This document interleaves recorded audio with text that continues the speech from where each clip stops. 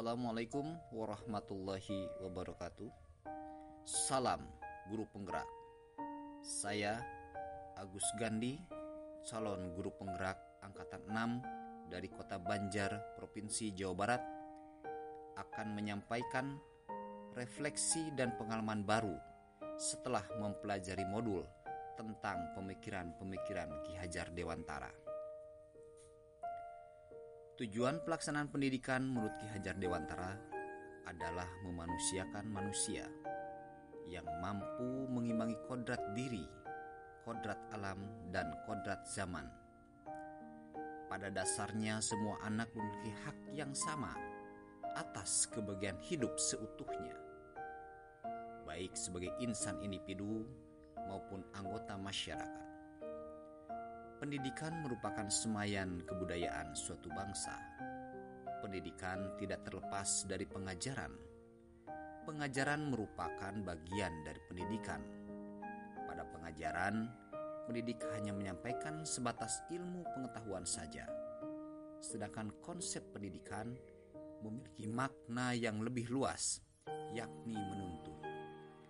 Ing ngarso sung tulodo, ing madya mangunkarso, dan tutwuri handayani, yang artinya di depan memberikan teladan, di tengah membangun kemauan dan memberikan motivasi, di belakang memberikan dorongan bantuan moral kepada para peserta didiknya untuk meraih keberhasilan. Sistem pendidikan yang disampaikan Ki Hajar Dewantara menggunakan sistem Among, yang artinya mendidik serta membentuk insan merdeka, jasmani, rohani, dan tenaga, sesuai dengan perkembangan peserta didik. Peserta didik dilatih mengolah rasa dan pikiran, agar tumbuh rasa tanggung jawab dan kesadaran diri akan pentingnya hidup bermasyarakat sebagai insan sosial. Peserta didik diberi kebebasan untuk bergerak dan bertindak sesuai kreativitas dan aspirasinya, agar mampu bertindak lebih percaya diri guna lebih siap menghadapi perubahan alam dan zaman yang terus berubah dengan pesat. Pemikiran Ki Hajar Dewantara tentang pendidikan menganut sistem Among yang berlandaskan pada dua sendi. 1. Sendi kodrat alam, kodratullah. Semenjak lahir, anak sudah memiliki talenta yang terpendam, dan guru sebagai pamong harus bisa menggalinya. Anak harus berkembang sesuai kodratullah lingkungannya, yang meliputi lingkungan keluarga, lingkungan sekolah, dan lingkungan masyarakat, yang saling keterkaitan tidak dapat terpisahkan satu dengan lainnya. 2. Sendi kemerdekaan. Anak harus mendapatkan kemerdekaan lahir, batin, dan tenaga. Proses pendidikan dan pengajaran harus dilaksanakan dengan rasa gembira, tanpa tekanan ataupun paksaan, sehingga anak akan tumbuh kembang secara mandiri dan akan senang dengan sukarela belajar di lingkungan pendidikannya. Terdapat 3 pusat pendidikan yang diajarkan oleh Ki Hajar Dewantara yang meliputi 1. Pendidikan alam keluarga merupakan pendidikan dasar yang utama dan pertama pendidikan bagi anak, yang disampaikan pada anak baik langsung maupun tidak langsung, yang disampaikan oleh orang tua dan keluarganya. 2. Pendidikan alam sekolah merupakan proses transformasi ilmu pengetahuan yang dilaksanakan di lembaga pendidikan oleh guru yang bertindak sebagai pamong. 3. Pendidikan alam masyarakat merupakan proses learning by doing. Secara alamiah, anak akan belajar mandiri pada lingkungan sekitarnya.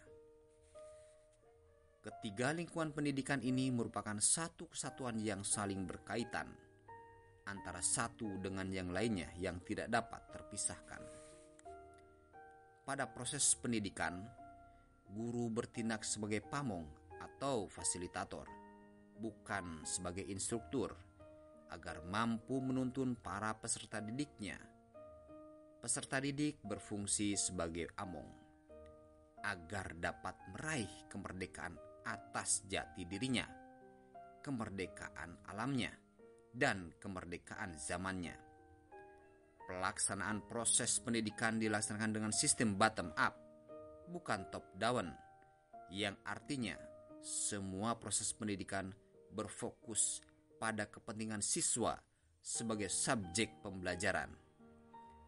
Peserta didik adalah segalanya, atau student center, sehingga merdeka belajar akan didapatkan oleh para peserta didik.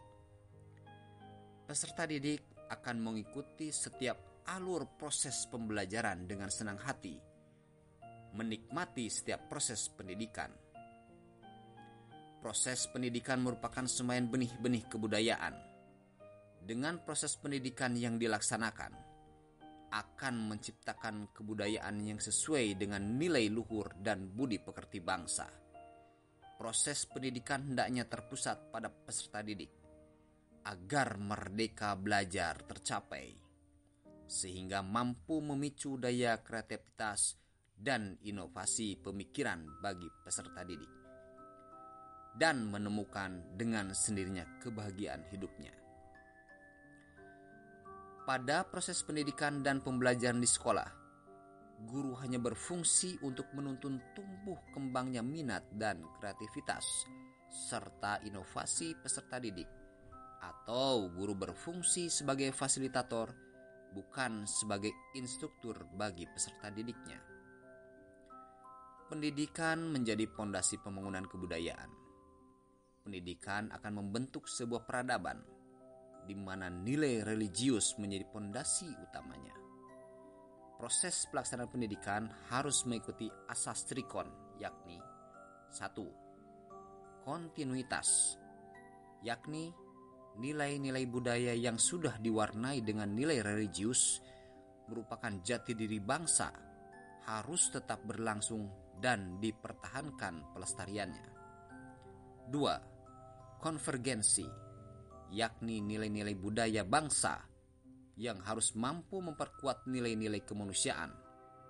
Budaya luar yang masuk hendaknya penguat bagi budaya lokal. 3. Konsentris, yakni proses pengembangan pendidikan yang dilakukan berdasarkan kepribadian bangsa sendiri dan menghargai keberagaman. Dengan pesatnya perkembangan alam dan zaman, gempuran budaya global yang sangat dahsyat, hendaknya kita sebagai insan pendidik harus lebih teguh melaksanakan proses pendidikan sesuai pemikiran Ki Hajar Dewantara.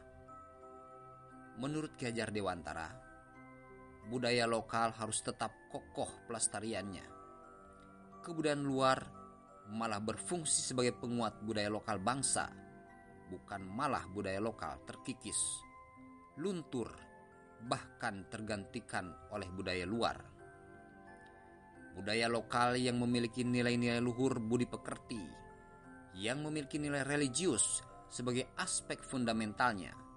Selain nilai religius, dilengkapi pula dengan aspek nilai-nilai tanggung jawab, gotong royong, empati, juga saling berbagi, yang kesemuanya ini merupakan nilai-nilai luhur peradaban bangsa Indonesia.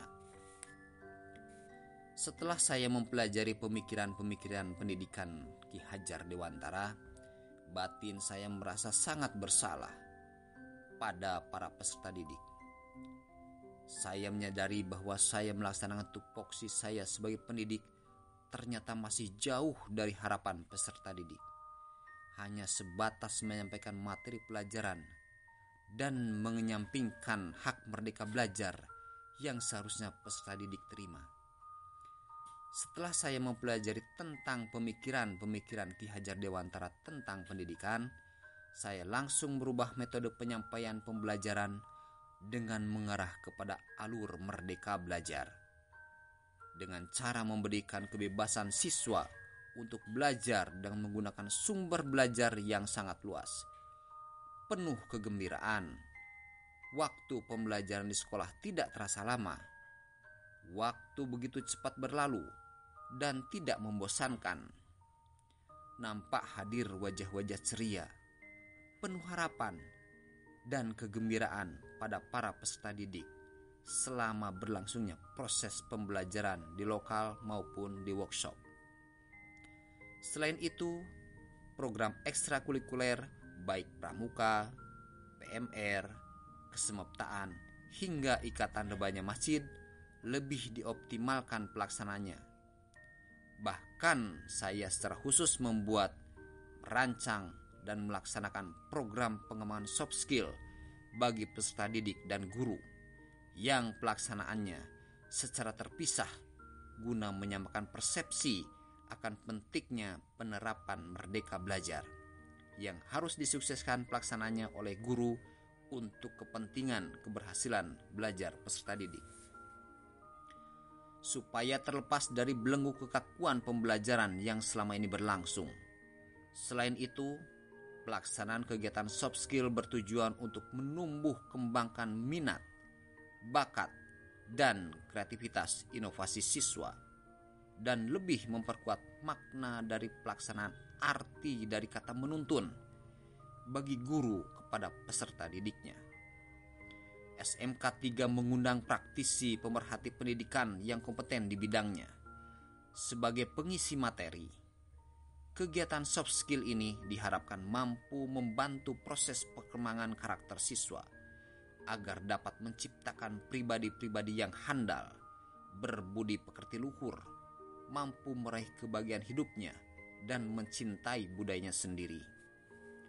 Saya merasakan sebelum mempelajari tentang filosofi pemikiran Ki Hajar Dewantara di program calon guru penggerak ini, proses pendidikan yang dilaksanakan di sekolah terasa hampa, tidak menyentuh titik kesadaran pribadi siswa.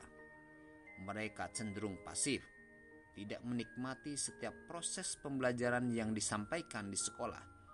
Dan saya yakin mereka belajar karena adanya tekanan dan kewajiban untuk mengikuti dan mengerjakan tugasnya selaku pembelajar.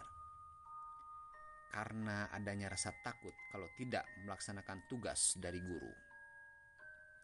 Setelah mempelajari modul ini, alhamdulillah terdapat perubahan mindset saya selaku pendidik. Saya lebih empati kepada masa depan peserta didik saya, sehingga saya bisa lebih mengoptimalkan tugas pokok dan fungsi saya sebagai pendidik di sekolah. Setiap proses pendidikan dan pembelajaran di sekolah saya laksanakan dengan teknik Merdeka Belajar.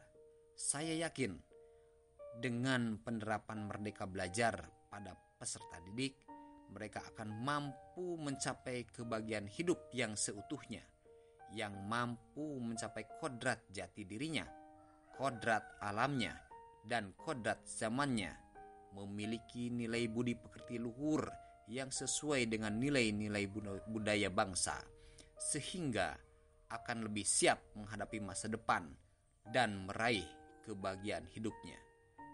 Demikian refleksi yang dapat saya sampaikan. Salam Guru Penggerak. Assalamualaikum warahmatullahi wabarakatuh.